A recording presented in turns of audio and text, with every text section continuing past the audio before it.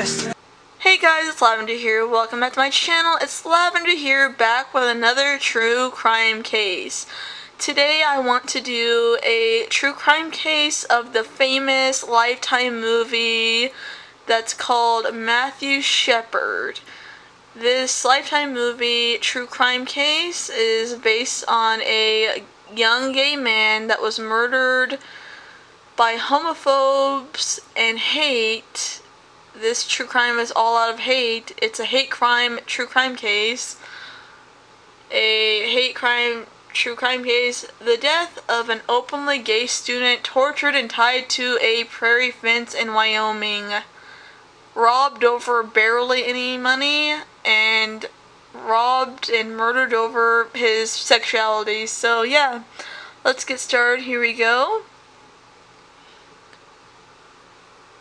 At the time of Matthew's death, he was putting his life together after being sexually assaulted on a high school trip to Morocco. Shepard was gang raped by the locals that lived in Morocco because,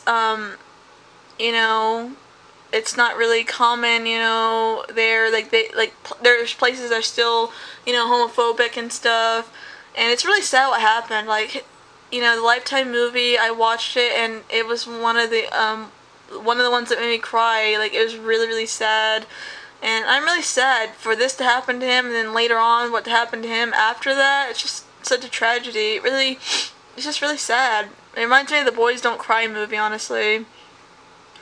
So, Matthew Shepard walked into a dive bar in Lemrine. The 21-year-old ended up chatting to two roofing workers, the people that would kill him later on. In the evening, Russell Henderson and Aaron McKinney, both were the same age as him. The killers told police that they planned to lure Matthew Shepard into a pickup truck so they can rob him.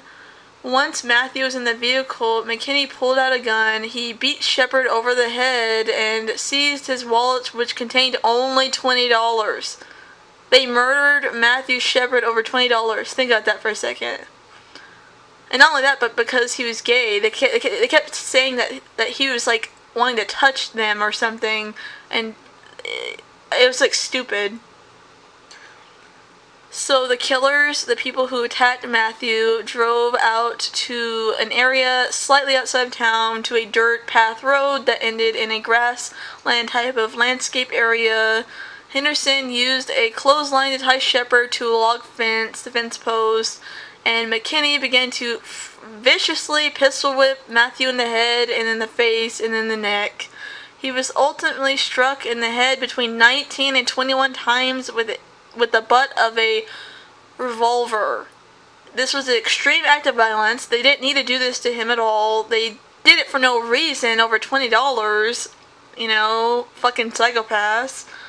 McKinney and Henderson stole their victim's leather shoes and left him to die on the fence he was tied to.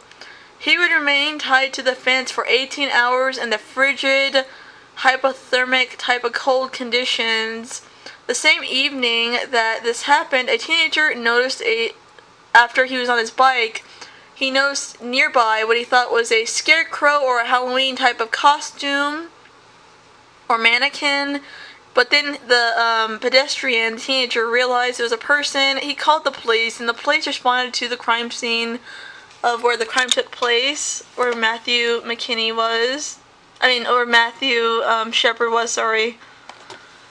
Matthew's chest, lung respirations were far and few in between. He was unconscious. He was struggling to survive.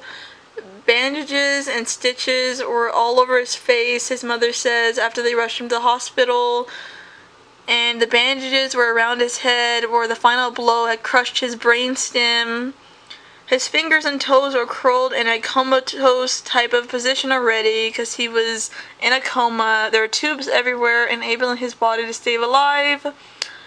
But after that, Matthew never regained consciousness. He died 5 days after the vicious attack on him. And candlelight vigils were held across the world. Not only in the United States, but across the world. People were shocked by this. This is the definition of a hate crime. All over $20 and someone being gay. Like, that's really excessive, and I don't know, horrible mentality of racist, I mean, not racist, but like homophobic people. This is a hate crime because they legit murdered him over being gay, and not only that, but over $20. That's ridiculous. The murderer's lawyers argued that Shepard had made him fly into a rage by touching his leg. So they made up that he was about to touch his leg or something, and the judge dismissed this as a gay panic claim. The lawyers are a piece of shit, honestly, and they're homophobic too. And both killers are serving 2 consecutive life terms for kidnapping and murder of Matthew. I really do think that this was honestly a case of a hate crime, just like Boys Don't Cry, the true crime murder movie, like, you know, that where Brandon was murdered just for being a trans man and, you know, not being biologically a man. It's just really sad, honestly, and this Lifetime movie, I don't feel like gets enough, like, you know, like, no one's really watched it. I feel like this case doesn't get enough recognition, and that's why I did this case, because, I don't know, I just think it's just so sad that someone so young had to lose their life over people's ignorance. And I want to bring light to this case because I think his story needs to be told. And yeah, so if you guys like this video, don't forget to comment, like, and subscribe. Bye guys, see you next video.